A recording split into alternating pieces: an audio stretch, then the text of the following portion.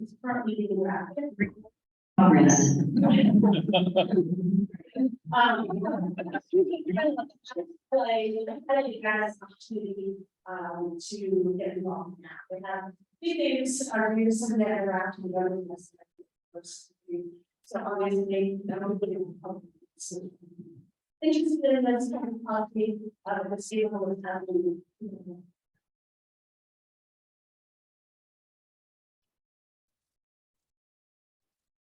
So when we talk about an energy transition, like solar is not an bullet. Every energy source has consideration for trade-offs and describe them. So one of the things we really kind of want to try and understand what are the things, why are we so obviously utilities don't work with hundreds of acres, thousands of acres, and sometimes we think of it which inevitably what we have are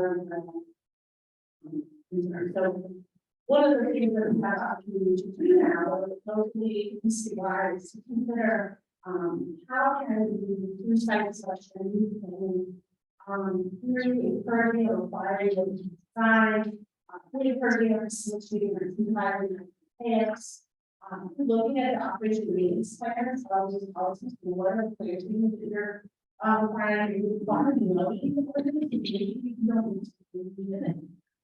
take a look at the encouraging our policies and then how do we renewal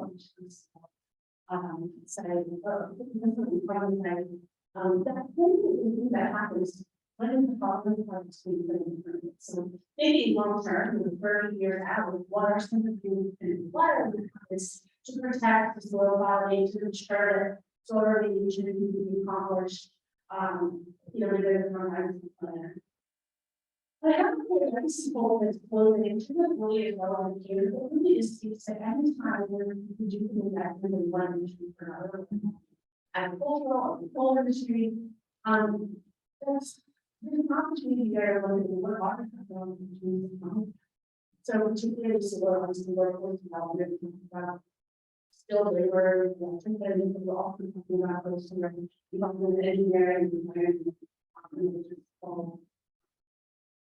so we're just in process of increasing or expanding our existing infrastructure related to energy grid.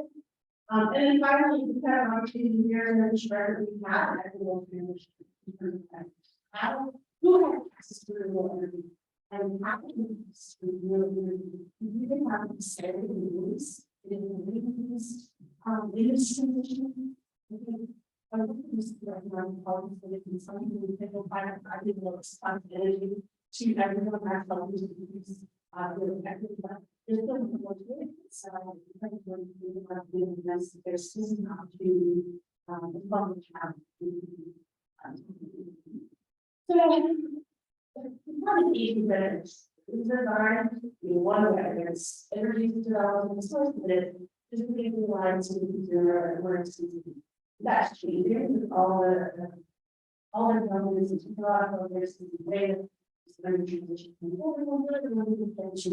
transition developed a consumer society from to the blocks in there and found it's generated to feel like we come back down to the so we have challenges for making their supply and that people there really tends to be not necessarily in the middle of so with this, movies are really an opportunity for research, for development, for innovation, and there's a lot of things that are now with edge technologies. This is looking at ways that we can overcome some of these challenges.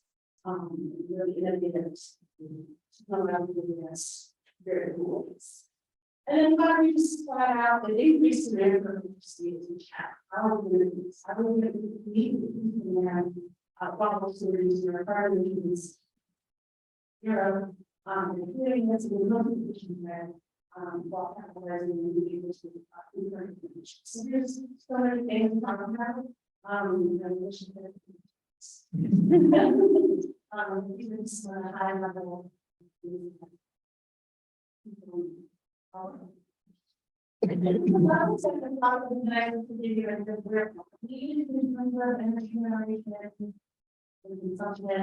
Rivanna, this graph from the USDA, it shows history of. This, we and we can use these. And we look all the way again, 2021, April 2021, the first history of solar transmission, pretty much to them with the document. But it's really interesting, Denmark, Poland, one of the things my office does to energy forecasts and according to our office, we expect energy demand is an average of 30% of 2025. This is what we very well data centers, Basin, and so overall, this the portion of hospitals are down and the renewables.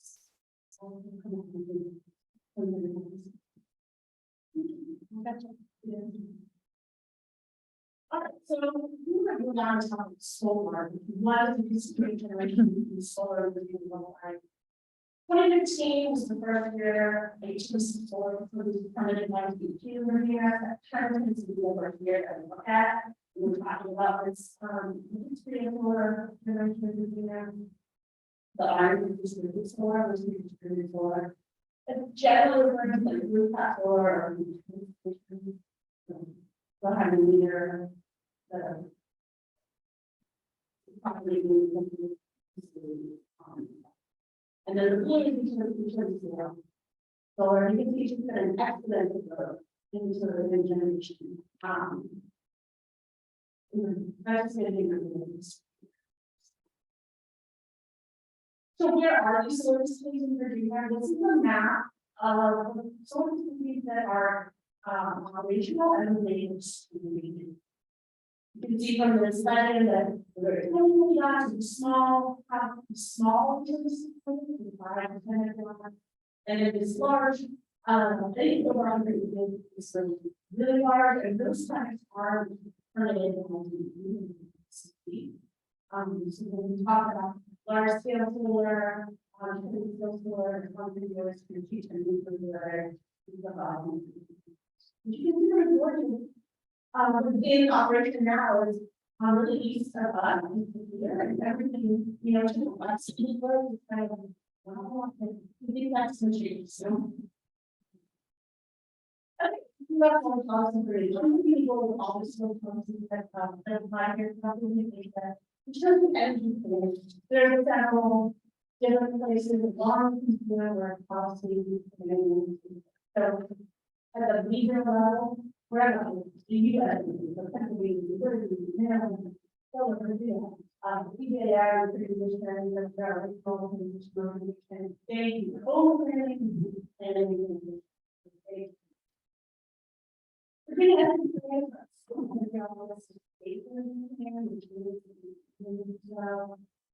Dominion and the way power and fire supply as well.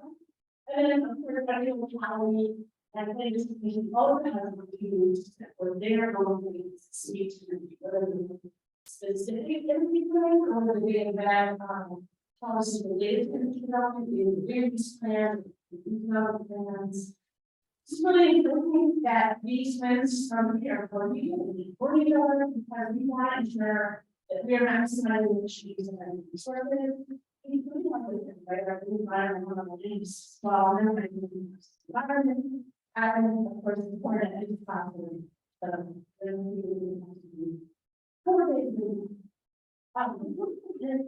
Explicitly recognizes the importance of the authority of local governments in energy planning. So to say about any local ordinance addressing the environment you have to be consistent with the evaluation of certain things, and establish the more practice.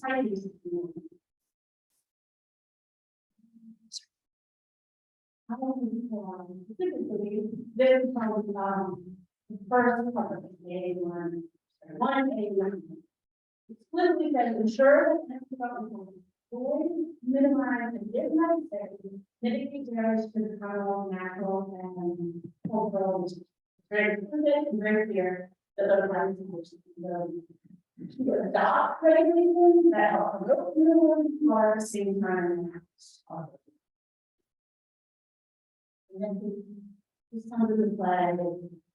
Right now, it's the last general solution for 3 pieces of acreage projects. That are total projects that committed rights to do. They're primarily all into all ones unknown that wants to choose their will be subject to mitigation if they have significant adverse impacts. And this is important because they want to have significant adverse impacts. And I think this further that it is more than 10 acres of agricultural soils or more than 50 acres of contiguous forest. In order to have the next interconnection in the forest, or will not yesterday was really this is the kind of that's it. Of course, recommendations, it will go to public comment, and we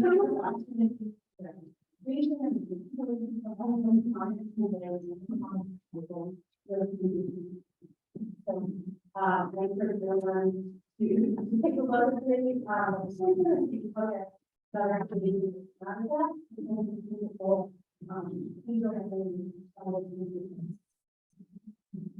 there are 2 more relevant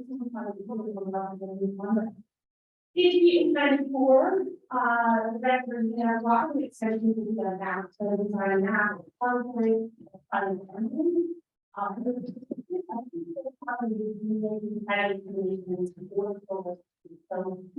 this report is due and includes some data in the developments. There are most. So what's important to know about this is that the state is working on developing some restructuring, housing, and with planning. And the planning from the state will ranking from their ability to meet long-term plans, recommendations, but also the decision making and permanency. How do they define time farmlands? That's a really good question. That's something that I think is very. 3 minutes, okay. I'm going to see what's going to be more. In terms of planning, it's important to know that the current solar sequence, they don't even know about local state level permits, or SPP, and then how to typically, what you see is submit the people there, the information first, then the locality, the review of the or not, and then lastly, the local state for the state review. Unfortunately, the reports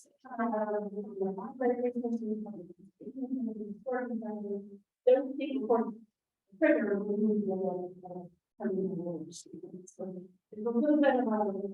of tension there, how to do this latest resource protected and not being available. This is being discussed in that 206.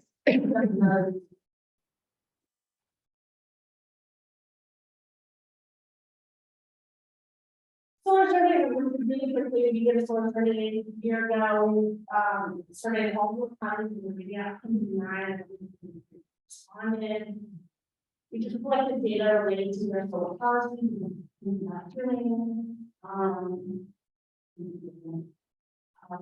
Central Virginia, in Central Virginia, 95%.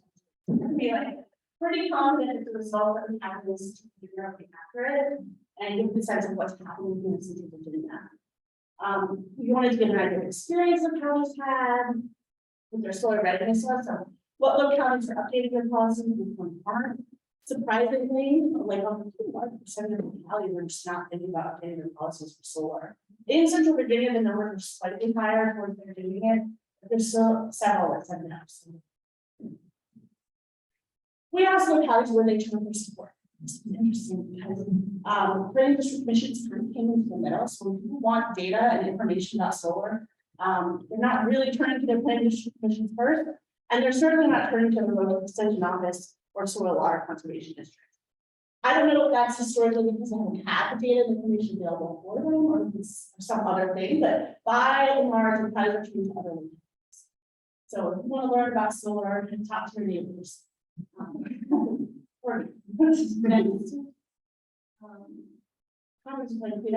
Localities generally about a third are addressing renewable energy in their plot plans. Some are, and some just didn't know. Next, scenic rivers. Okay, so I thought this was interesting. I asked, do local regulations specify criteria for the evaluation of scenic rivers program when reviewing utility scale solar application? In Central Virginia, so this graph doesn't match that. This is the state level response, but in Central Virginia, 47% said yes, so half did. A third said no, and a third said no. So either way you slice it, there's an opportunity for the localities to become a little bit more informed about the scenic rivers program and how they can consider those when reviewing the soils. Again, we're just in terms of resources and things think about ways to get involved and respond to some of these state policies that are being considered because they do relate obviously to some relevant topics and they'll trickle down to local level regulations. Local planning, of course, you've got opportunities in the long range planning to do that, to take advantage of some of the mapping and put those in your comprehensive plan.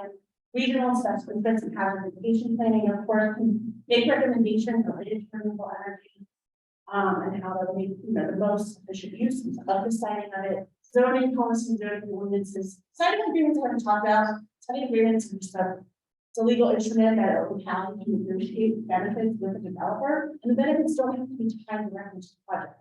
So if there's something that you particularly want to advocate for, or make your local representatives aware that that's something that like maybe a solar project would offset some of the need for that, let them know. They can negotiate that on their behalf.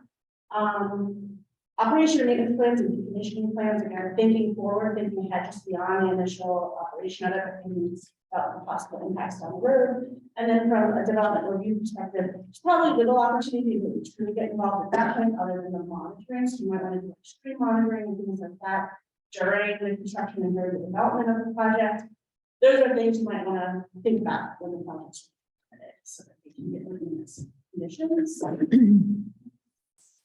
And then my office put out a decommissioning report. It's really in depth. It's wonderful. Irene is here somewhere. She's the author.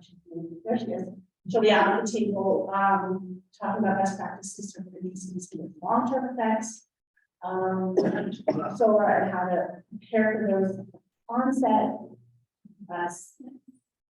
And then skip this. Okay. Thank you.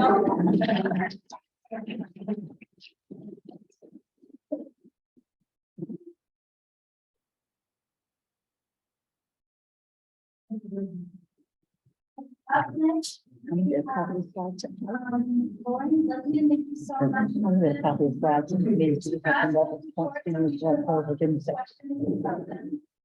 So Lauren here is the Vice President of Marketing for Onboard Renewable Energy. She has over a decade of experience in clean energy and climate advocacy.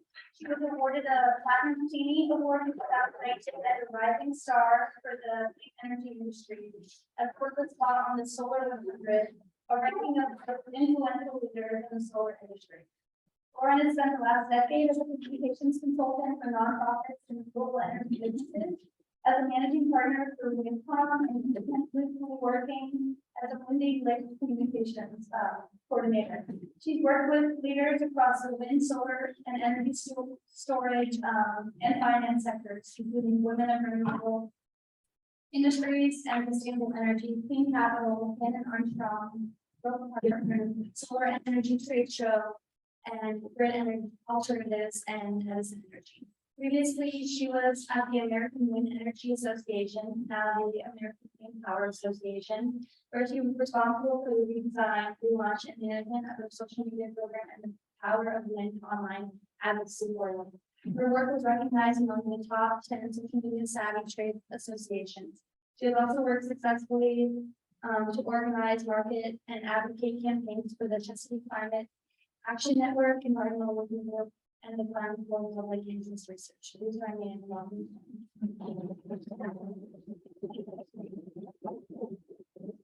Hi, thanks for the introduction. So I am very excited to be here. As noted in my bio, I did previously work with the Chesapeake Climate Action Network, so I have spent a lot of time in Charlottesville and surrounding area working on clean energy initiatives and fighting climate change.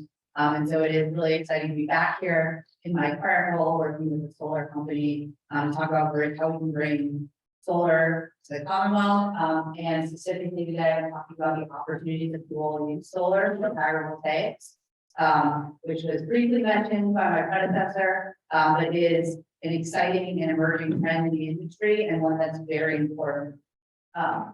So first thing I want to talk about, and I apologize, we're in the middle of the day and the sun is shining, which is a great thing. So the slides are a little dim, but I'm happy to make them available to everyone who I'll send them all out. yeah, send them all out. So you can see the beautiful pictures.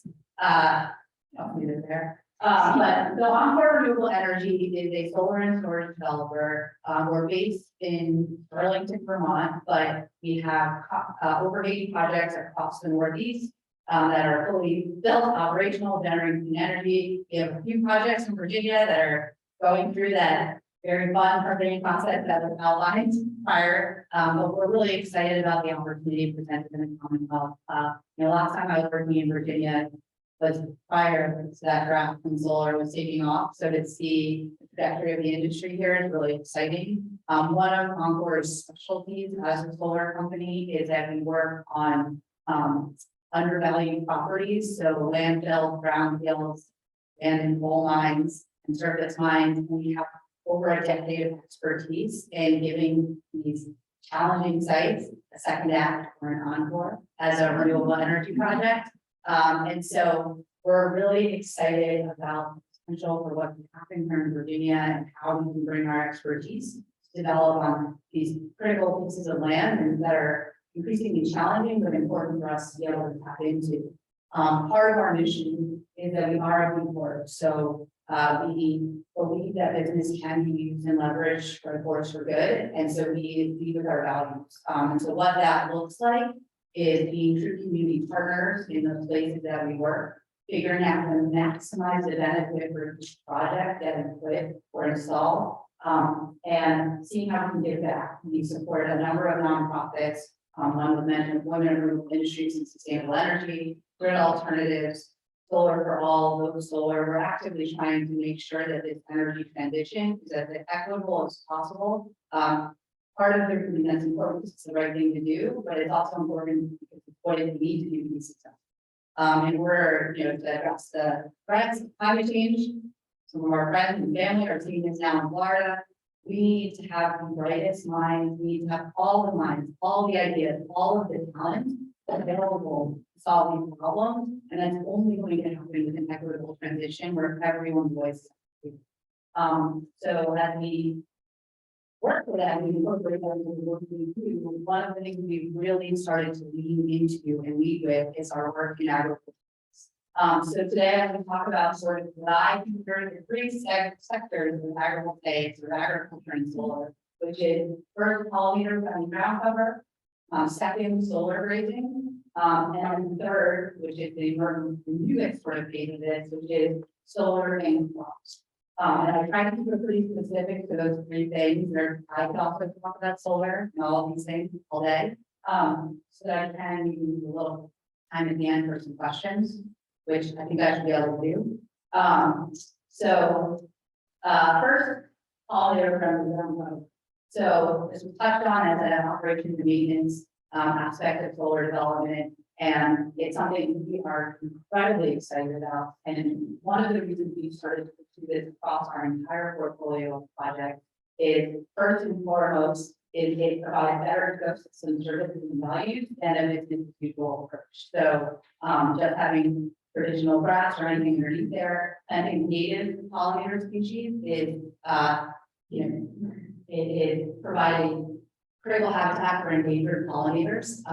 It is, which is food security and resilience. It actually is more cost efficient long term. So one of the challenges related to it is there is an increased cost in figuring out what type of seeds you need to plant. Sometimes those seeds are a little bit more expensive, but we've actually found out that when we plant pollinators, normally for one of our arrays, we would put mowing across that array 4, maybe 5 times a year. When we plant pollinators, the need for ground management actually is usually once a year, if that. So it really cuts down on the long-term cost of managing a site.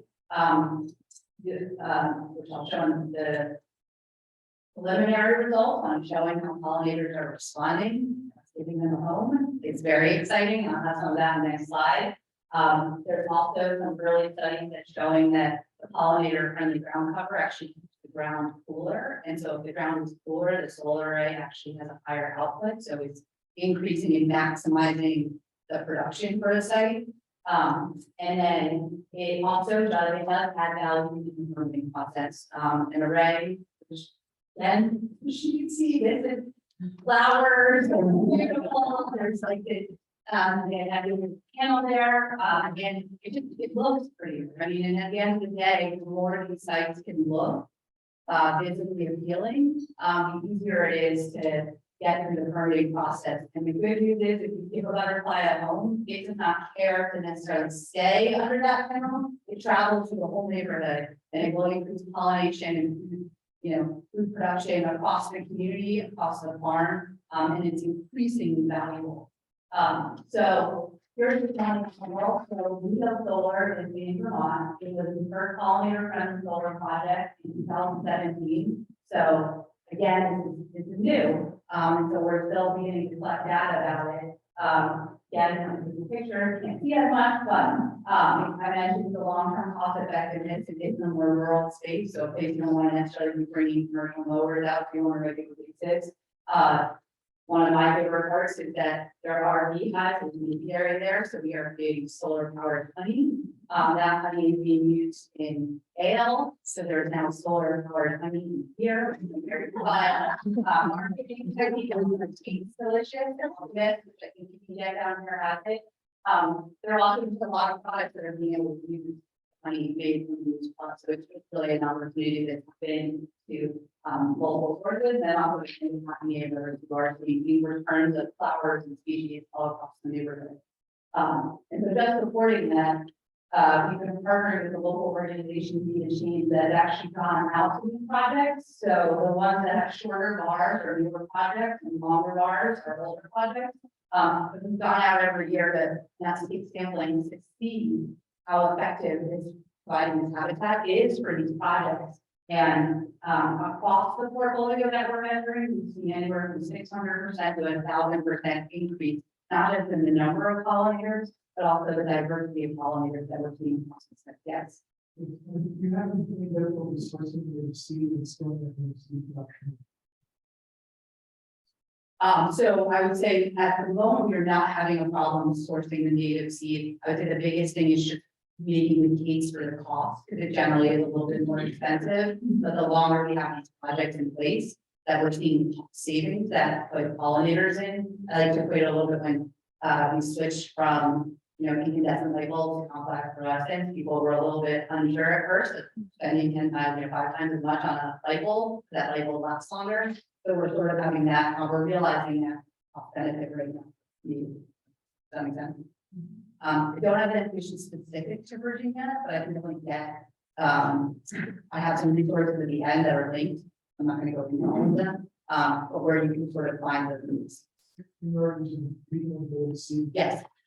So every site has something specific, so there is like a knowledge to figure out what we need. So we're not necessarily, or I could say I am not the expert who figured out what those native seed mixes are, but it's tapping into those local expert networks and partnerships and collaborations to figure out exactly. And then there's an interesting sort of conversation happening right now to figure out which of these native seeds will grow on contaminated sites like landfills, brownfields, abandoned mines. We have been in contact and talking with the Southwest Virginia Solar Working Group to provide our, what we found on Superfund sites. And grow and not all native, so that's actually a little bit of a challenge, figuring out what to grow there and how much mediation needs to be done in order for other things. But not impossible, just a new thing to start. Recommendation. They're out of the- Okay, Naturally, how. okay, So, part of our business. oh, that's great, that's good to know. So, again, this is just preliminary data, this is about 120 acres in 2 to 5 years, and that's the data that we have. Once again, can't read any of this, but at least I can read the sheet, so they're great, so exciting part, I don't know if we took a moment to celebrate enough at the beginning of the policy discussion, but the Inflation Reduction Act is, I mean, the amount of solar and renewable energy that's being put on the grid as a result of this legislation is huge. So lots of companies are scaling up, Encore included. But before that, we did get that new members to our team this past year, they're four-legged, they're furry, and they're doing a great job. So we have been implementing solar grazing across some of our sites. So obviously, we're not necessarily implementing solar grazing where they're pollinator-friendly ground cover. We don't want the sheep feeding on pollinator habitat. But there are sites that solar grazing is just proved to be amazing. And so some of us, we have these herds of sheep who are coordinating with shepherds to put flocks of sheep in the site where this is actually sort of taking, is once again also a very rural place where commercial mowing, we were actually unable to have this segment. I think on the next slide is. Oh. But so the benefits of solar grazing, these guys, the sheep, are the only type of producers we currently have. Sheep, they have a discerning palate, so they're not gonna eat your wires, they're not gonna jump on your nozzle, your glass nozzle, like they will, they are small, so they go under the panels and get actually hard to reach places that mowers can't reach. They, even though I like to refer to them affectionately as our electric sheep, they are not electric powered. So they don't have a carbon footprint like an electric or diesel powered motor, so there's carbon offset using them.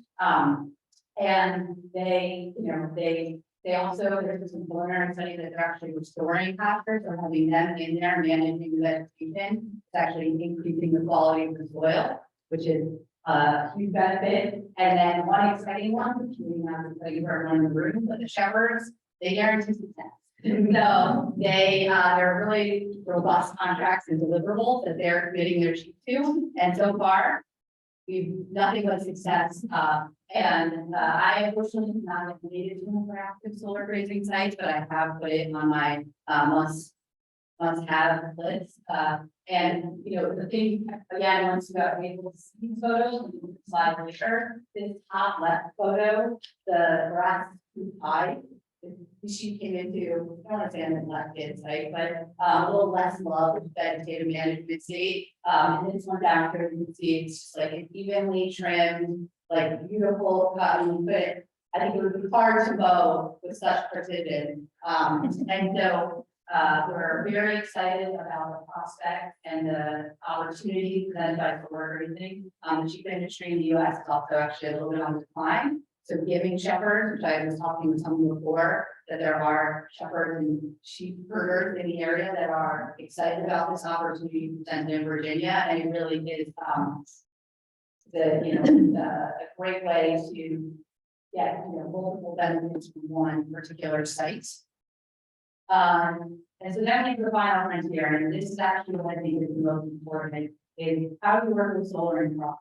And so this is the co-location of traditional agricultural use with a solar.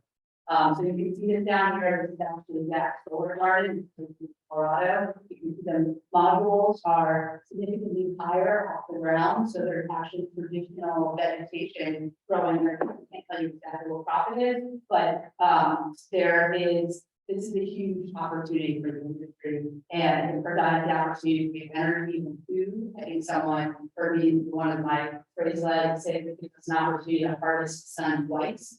Once as a source of energy and second as a fuel crops. And it is location dependent. So it's not gonna work everywhere, yes.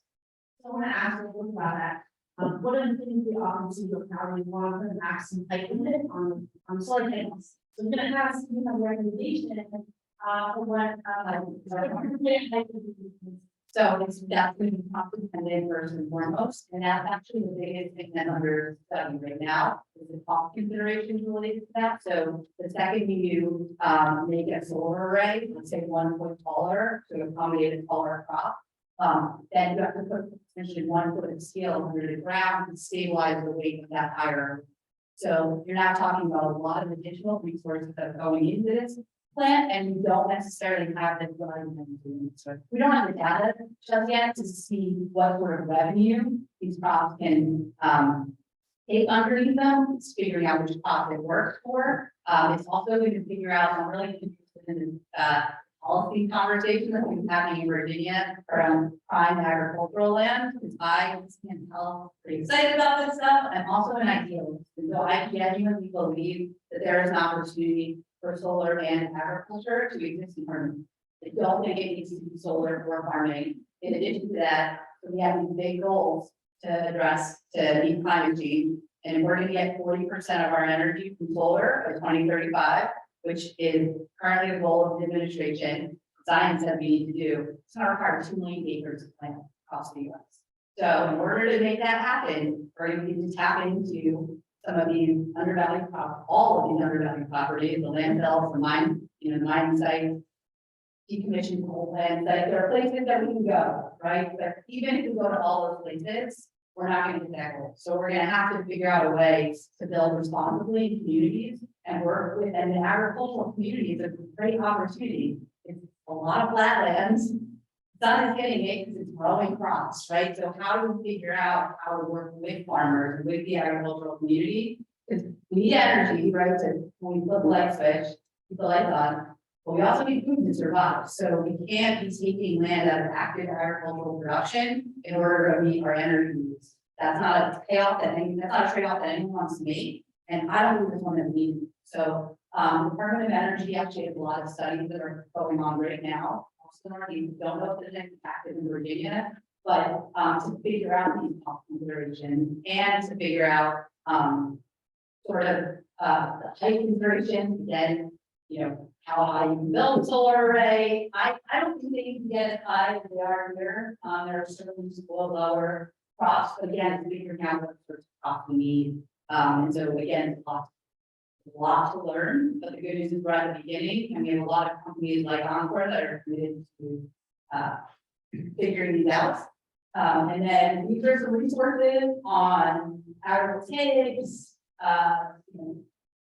different seed mixes, all those kinds of things. I will encourage you all to click on them, but that's really the end of my presentation. I'll tell you 3 minutes for any additional questions. On the agriculture, are the sites you're studying doing hand harvesting, or are they sufficiently spread apart? So there are 2 things that are being studied. There are at least 3 things I know that are being studied. One is the higher height to figure out, so those might be hand harvested just to get under. There's also studies being done where they're spacing the array farther apart to allow for machinery to go through and manage the harvest that way. And then I would say the third thing that's being studied is the different types of crops. That is what you thrive. I know there's something to thrive well in shading, you don't grow as well, but then that's fine if you only want to eat for the rest of our lives. So it's going to be a mix of all the different solutions, but they're both that are.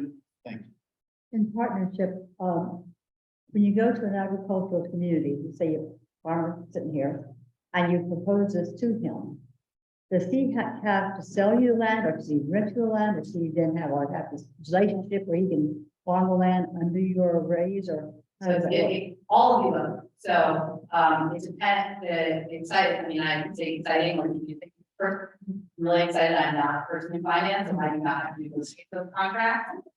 But they can sell us the land and then we own it, and then we own the river. They can lease the land to us, so much like, the wind farms, farmers will, obviously wind farms. Or the whole easier to farm underneath, but then they get a land lease payment, which that in and of itself tends to also be beneficial to the farmer as well, because especially if they can the land in active agriculture, right? So they're getting the revenue from the farm, they're getting the revenue now from a solar land lease payment. And then in other instances, the land could be, owned by a municipality, maybe not a farmer, and so then it stays usually in that, again, it's usually this format, but it depends. The other part of my question, mitigation has always been a concern because I've heard farmers here are concerned that this process will put such destruction of the nutrients in the plants it doesn't sound like it is, but it will destroy the land so badly that if they get it back in 30 years or 20 years, it can't be used with the productivity of their agricultural products. Yet you're saying the sheep farm, for example, will rejuvenate that land. So I would say traditional solar development can be disruptive to the soil quality of the land. What we're seeing with both sheep grazing and pollinator friendly is that it actually is it's stabilizing the soil. And it is, again, none of our projects are at the point of being decommissioned, so I can't with 100% certainty tell you that, but it does appear that when these solar farms are, when they are removed, the soil might be actually in better condition than it started. Yes. Biggest thing I'm hearing is about the forest. There is, that's just really, So, you're taking away that part of the city. no, I'm 100% with you. We have a form on our site where people reach out to say that they have a piece of land they would like us to develop for solar. And I would love to see we get hundreds of inquiries all the time. We get a lot of inquiries of people, and one of the questions we asked is this forest of land, and people are like, yep, I'm down. And we consider that to be a fatal flaw for any project that we want to develop. We're not going to clear cut forests. We don't think we need to, but again, it's getting this conversation with farmers, right? We got to put the solar array somewhere. And in some instances, if it's someone who's willing to cut down the trees on their property, like there are some developers that probably, are willing to do it, but we don't see that as a kind of positive solution. So one thing I wonder is when you combine agriculture and solar on the same property, what is the land state concern? Good question. So, and all kind of do our others on streams, except for agricultural lands, where we don't require anyone to call. So the mixing agriculture and solar, we should be done with So I'm guessing in Virginia, they're having that conversation now, but I have another answer as well, but. And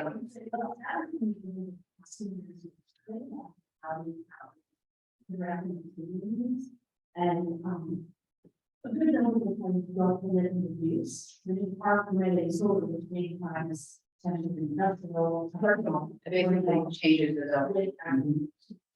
Right away, you got to consider this option that, and so this is something that someone might be able to do. For navigating and finding this, now. So at the moment, if you're putting a solar array on your farm, it's no longer zoned as agriculture. It's going to be zoned industrial, commercial, and so you're going to have to follow every guideline that comes with that. So I think I'm not saying that solar should be able to be developed with an exemption for how it might impact the local. So I think there's a Venn diagram, right, where there's an overlap of what makes sense for things that are zoned as agriculture and adding solar to it, what things you can keep as the agricultural zoning. So one of the challenges we're having in a state like Connecticut, there's a huge tax credit that you get for your land if it's zoned as agriculture. And the second you put that switch to commercial, that tax credit goes away. So in order for the land lease payment to be enough, that may even slightly financially motivating to switch it, would have to be astronomical. And in some of these farmlands aren't even active. And so we're taking something that's sitting unused We can't put solar on it because the tax benefits don't exist. So that's an ongoing conversation and we want to be interesting to follow. Again, I think there's a compromise that benefits both Is there, and preserves the environment. is there a difference in the, or a line where you come from a small solar facility that's doing this return of investment Yeah. to where you say you flip the level to make it commercial and you lose the credits? Is there a wattage or some type of? So we work primarily, it was interesting to see the difference, so by the definition, we're still in the utility scale space, we work on a lot of 5 megawatt projects, where that's. Explain a 5 megawatt. 5 megawatts is, it's relatively small. It will look big, still multi-acre, I'll show you some of the statistics, but there's several acres on. So we don't generally deal with several acres, not hundreds. And we don't deal with, so we don't generally deal with like continuous land being used. But I don't know the cost benefit, like at what size it is. And then there's thing about buying and selling the grid. What is that? So there are a lot of different ways that you can monetize the electricity that's produced in a solar array. In some instances, plug into your house, right? And then your electricity bill is without it, simplest solution. It powers everything in your house. Someone mentioned they have a daughter that is charging their house and their car. And that in some cases, that's all you can do. In some cases, then if you have extra, you power all your house and then you can sell it back to you. So like Dominion, so you being a customer of Dominion becomes a customer of you because you have access to power. Utilities, they like to be generating the power, they don't like to buy, they don't see themselves as power brokers. So that can be a challenge and that is state by state how that works. So there are some instances when they say something like behind the meter, that means you're just generating your own power. Like if you think about the zombie apocalypse right in, and the river to go down, you're behind the meter, so your power lights would stay on. People like popular. If you're in front of the meter, you're giving back to the utility, and so going out to everyone in the neighborhood. And so in your communities, that's thriving after the grid goes down. Does that make sense? I don't think residential, but is there a type of thing on the large, like a 5 megawatt? Do they do that? Follow up with this afterward Yeah. and take a question from one more person. Oh, I'm sorry. I thought I had so many minutes to talk about. If anyone sees on the production has the Lauren and off with about eco. Nothing more. Beautiful fall for stage. Up here, rainbow, promise. Oh my gosh, it's here. Yeah, one more question. Well, that is what you see all harmony kind of thing is. Those are the crops that potentially, for and soybeans, all like having. Yeah, productivity, as a matter of five. So, the American Farmers Trust, which I linked in this document, they're actually looking at the taller crops. So, clouds, corn, it doesn't matter how high you make the pan array, corn's not gonna grow in a shaded area like that. So they're looking at that spacing. So how much space can we put between the arrays? And I'm a little bit hesitant to have a solution because then also if any of my engineers were in the room, they would be like, well, if their goal is not spread the array out any further than it used to be. So the idea of adding space between the panels, so crop can grow, shade your panel, like is the argument, but I don't, again, we're innovators. So I believe there's a solution out there. We just need to be able to be on the line. Thank you so much. And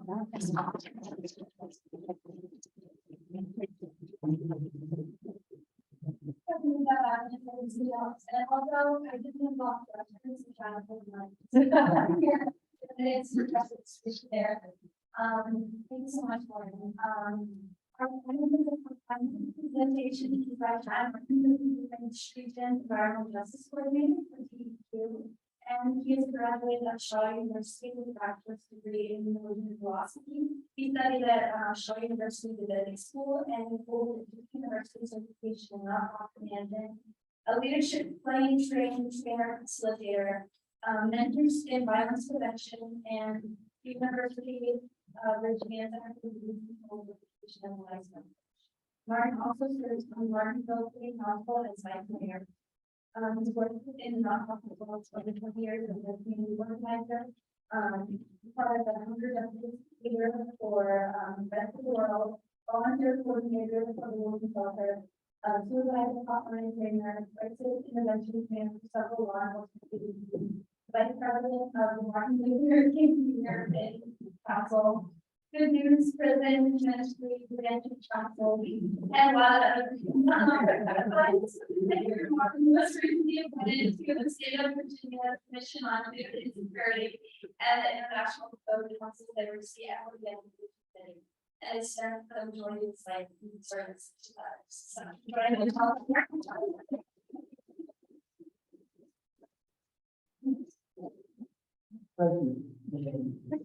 Good evening. Just want to let you know, this young lady and they were. We shouldn't have to follow this. Let's say this is the last, definitely not.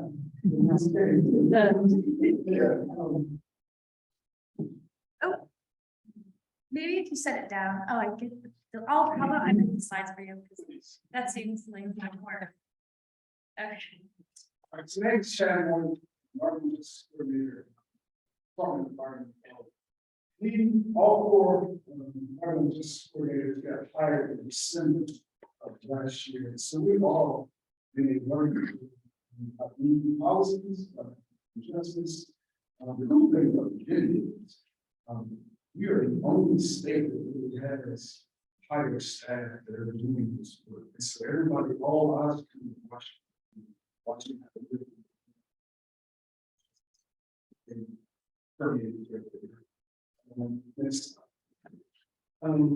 The principles governing define environmental justice, reasons there's the movement, perspectives of environmental justice, environmental laws, and key. What do we need to do? Environmental justice, then environmental act, moving on forward. We need to improve. EJ screen tool that we have, and community practice.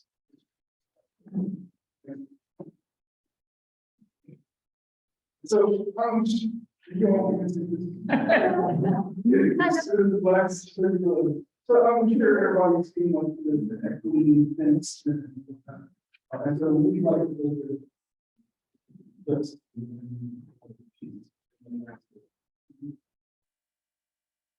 What is environmental justice? Fair treatment and meaningful involvement. Every person, regardless of race, color, national origin, income, faith, or disability, regarding the development, implementation, and enforcement, any environmental regulation. Environmental justice Act of 2020 is a policy of the country made environmental justice and ensure that it is carried out of the country. The focus of environmental justice communities and instant communities. A lot of the questions that you might have today, might be able to get detail into because guidance is coming. This is no day breaks. I can't speak to when that's going to come. It is going to come. Environmental Justice Act, key definitions, environmental justice. When that fair treatment means equitable consideration of all people people bear a disproportionate share of any negative environmental consequences resulting from industrial, government, commercial operation program costs. What does it mean for engagement? It means the requirements that respected and vulnerable community residents have access and opportunities to participate in the full cycle of decision-making process about proposed activity that will affect their environment, help the decision makers to seek out and consider such participation, allowing the views and perspectives of community residents to shape and influence the decision. Next slide. The reason this year we want environmental justice in the US, activism emerging from civil rights movement and other activism. Liberating movements, black indigenous people. Including sanitation strikes and protests in hazardous waste by essentially the EPA that have been last Saturday along with the civil rights talking about Warren County. So they now have a civil rights. Secondly, the report following more evidence of environmental injustice, including General County Office, 1983, showed that hazardous waste landfills in 8 southern eastern states, the most frequently practiced majority of Black and Latino communities. United Church of Christ Commission for Racial Justice, the second report of the race and race in the United States. Essentially, Duke University just had, Dr. Benjamin to take a speech along with flowers, and very thing that he started that movement. First National People of Color Environmental Leadership Summit, 1991, drafted and about 17 principles of environmental justice. Federal government action, environmental protection, regulations, procedures, and address these issues. President Kennedy said the word 12898 to focus federal attention on environmental and human health effects, federal actions, more and more than Congress, both achieving environmental protection. So these are some of the intersections of environmental justice, environmental law, and need. So as you can see, actually, can you actually see? And how they kind of work with that. And then work with what does DQ do? To protect and enhance the environmental of Virginia in order to promote the health and well-being of the Commonwealth citizens, residents, and visitors in accordance with applicable laws and regulations. The vision that all Virginians enjoy a cleaner water, better air quality, effectively use land those instances. We have in practice. Permits, DEQ issued permits, facilities and governing bodies that limit pollution, inspections, compliance enforcement. DEQ inspect permitted facilities which limit compliance. Monitor. DEQ monitors air and water quality and DEQ programs to make improvements. The impact of the major state projects, federal projects, and a few other areas. Additional areas of coastal development and groundwater. And that's the where we works. Through that, I believe websites is absolutely.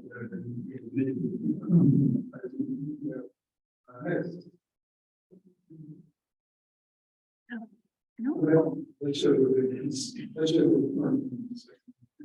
it's, their environmental justice, the DEQ's.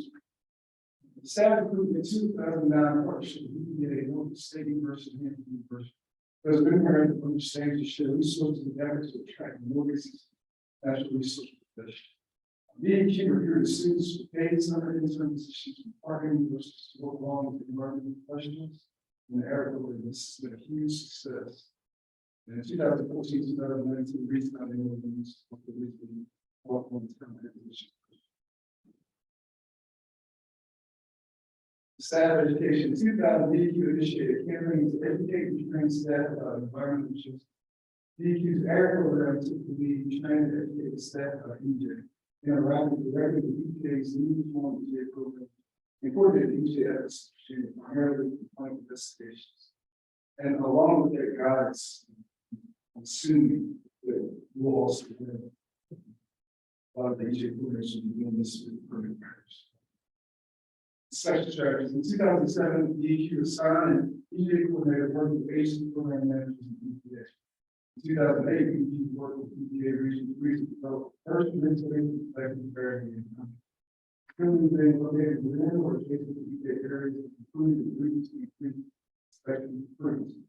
2008, DEQ introduced EPA the agency inspection strategy for all of the core program, water, air, solid waste. Just want to let you know, so DEQ, this is very new for all of DEQ, so this is all the learning for everybody. Mission of DEQ's environmental justice office to ensure fair treatment and uniform law in all of the development, implementation, and enforcement of environmental law, regulations, and policies across all DEQ programs. Again, we are communicating those most effective or question concerns with the effective you have process health. Truck traffic and jobs. When can communities provide input into laws, regulations, permits, which permits are involved? That's a lot of the work that we're going to do before and after those permits come in. We go to lots of communities and talk to communities about this. So, obviously, this is incredible stuff here. So I think be able to identify exactly who are the opportunities. If you guys have a, maybe we can talk about it, even cool. But has that been vehicles now kind of new, right? So very, so it's the problem. All that, there's something in line with the town pilot plan. It's a beautiful, most of it was actually being out and talking to communities, trying to understand where they've been.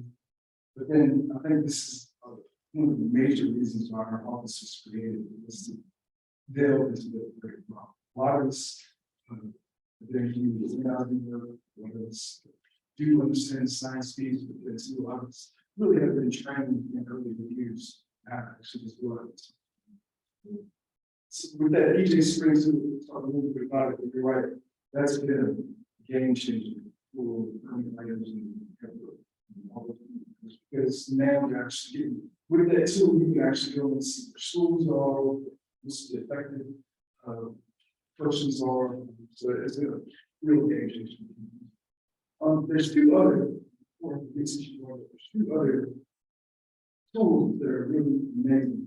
EPA has environmental justice tools with, and the CDC has a social vulnerability index, and that really is good as well. It really kind of delves into when you juxtapose, especially the EPA tool, juxtapose that with the communities that are dealing with environmental justice issues, and then put that along the layers of redlining, you start understanding the history there of the fact that a lot of these communities, because there's a strong history, they've been placed where they've been placed.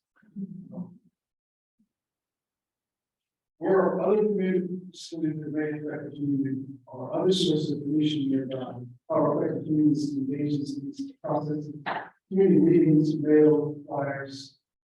I can appreciate easy to understand between the public, community, and just the ways. In different languages, and we also work with travel. That's there's more of the intersection.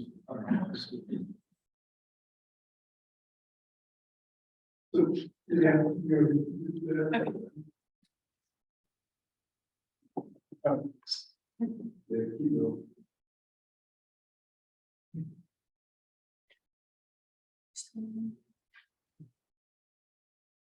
the environmental justice, no reason environmental justice is not part of regulatory source, no part of criminal process. In 2019, DQ hired a consultant, the agency the chart path forward to provide independent recommendations to DQ on how to incorporate environmental justice principles in the strategic planning and phase program implementation. These are 9 of those categories. Authority, leadership, staffing, guidance and tools, accessibility information, relationship building, community engagement, EJ. I'm sorry. That's what it that's the local revenue coordination. Good. The Office of Environmental Justice, this is kind of how we're formatted. We're actually looking for a program manager, director of blood, so we are currently looking for the program manager. I have a Blue Ridge region, Shenandoah Valley, major sense of Piedmont, Grace, it's not a very good region. I don't live there. They were supposed to be out there, so everybody see what they. Doesn't look like that, no.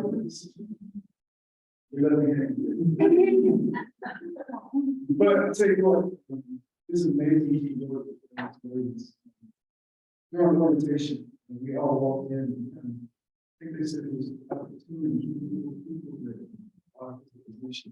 So we want to see each other like, we are the team members, so we all excited to meet each other. Thanks. What we do, identify environmental justice and fence line communities that will impact our policy decisions. Reach out to communities to build relationships, provide education, capacity building, provide opportunities for engagement, participation in the decision process. Work with community members, including organizations, local governments, stakeholders to address issues, concerns related to these actions, and liaise with Basin staff and community. So can our localities reach out to you if we Please. see anything Please. disadvantaged communities? Yeah, well, it's the thing that's the thing with the change. I did want to show. Just in case you didn't know, I was Oh, is that on? yes, wanted to really know what we do. Sorry, I think it's gone. Oh, That's my fault. I thought you didn't. anyways, the video, everybody seen the videos. Remember that speech the guy here who says, we all have a walkable. But that's what we go and do, is figure out what sort of walkable is. We live with environmental justice, and we try to make sure that we need to be heard.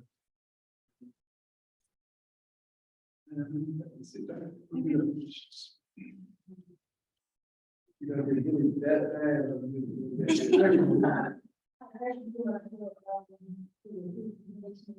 I was, following up with a discussion about previous environment and this one was environment. When my long state, there was something like policy, updating that any that like, for example, and then, I'm Well, I want to say your question correctly. so when you have, it's, they all have civil rights, they Their divisions, okay. the environment at work was just, the environment, all over the end, all environment change. It's not coordinated, say, they kind of do that for fun. We can say it. I don't know, maybe somebody else. Want to be very diligent. I don't know what other offices did, but I do know, I'll say this, I do know for the record that they're looking for, they do want a law, somebody with law experience, to kind of speak to civil rights issues, and if you notice, like I talked about with the redlining and things of that nature, a lot, you'll see hand in hand, a lot of the environmental justice issues all right in line with civil rights issues too. And, yeah, there's a long history. Chase gave that talk at Duke University, longest flowers, and they talked about everything that they'd have to do.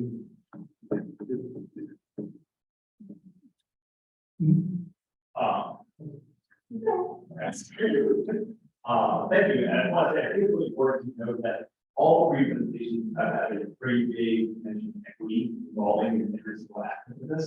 And this is incredibly important, especially what's going on right now. A lot of agencies, and a lot of agency hierarchy online promote equity. A question that I did have regarding the incorporation of Hispanic communities, people that you're working with. So it states that like they will introduce and will work with the communities when you are creating policy. Is there any type of medium or long term plan to continue that type of engagement? I feel like a lot of times there's a big problem bringing them to the table and then getting an additional thing and then kind of unfortunately distancing, whether that be verbally or whatsoever. But is there any long term programs to make sure that you continue? So the cool thing, and it fits right on the question. Cool thing is they have a council. And that council is local citizens that are elected to that board, and so they kind of dictate to us in ways of what communities they would like to see work with. But then for the long-term piece, as you asked, hopefully, we're here for the long term to be that extension. And then two, we're also looking for neighborhood champions. I have a very good region. I don't know if y'all seen like the Blue Ridge Valley and Shenandoah. That's the biggest region out of everybody else. And so it's a lot of ground. I remember driving to Bristol, Tennessee, doing their landfill. So long ago. And I do not like anyone at all, it's just, that's a environmental justice.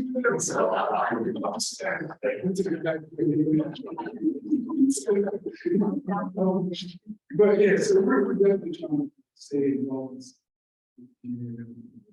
We don't want to be those people. As I used to hate the organizers who kind of parachute in, get what they want, and go right now. Because you still have people that. Yeah, I mean, I was just like, so, Sarah, you were talking, Chad, what are the environment that, assuming people can have their.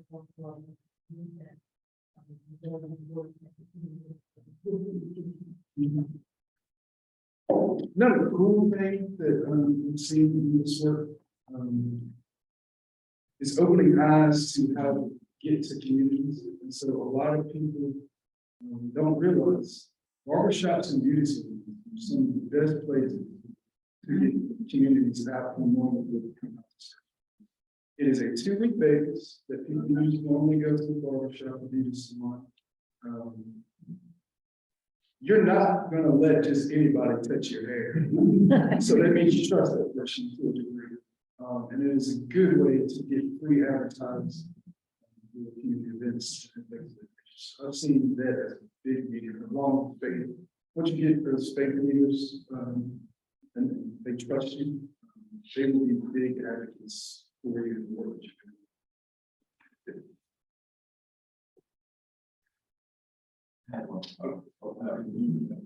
I just, with that stuff being that folder and being fresh in my mind, that historically, disproportionate numbers of, oil and coal plants been, I know the communities, is there initiative to encourage solar?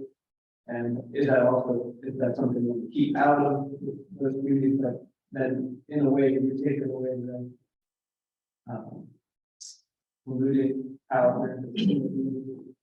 Guidance is coming. I would say there's also guidance related to that in the recent climate legislation, not necessarily specific to Virginia, but there are communities that are defined as energy communities that will be incentivized to decarbonize, which a lot of the energy communities are low income frontline communities. The issue long with I just saw this the other day in my house. They were talking about building a basketball court for the area. It was right behind what used to be the African American high school, but now it's the elementary school. And they were talking in terms of communities like HED, we kind of go over this number of report. I was like, wait a minute, they'll need the land research. This used to be a landfill right behind the school. And so a lot of people like, yeah, we can see cats and rats. So a lot of communities have this thing done. A lot of it is very hard to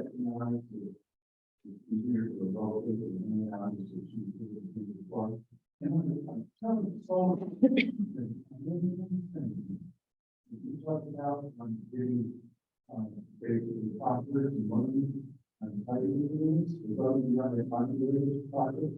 This law to give money to mitigation. The current law, which is to take the money only if there is a place county. And the certain districts, census tracts, for the census tract, they usually negotiate, take the money to the community. So that is the eventual minimum. Going into the border. That's where DEP was against you. It's all around. The contact information is in there. I'll put it in.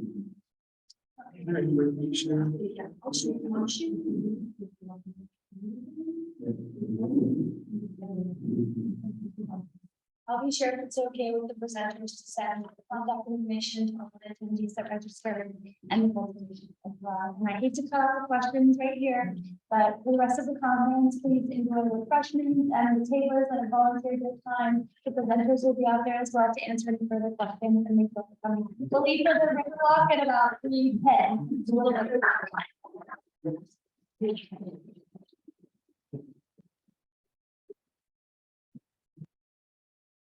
Well, I think the communication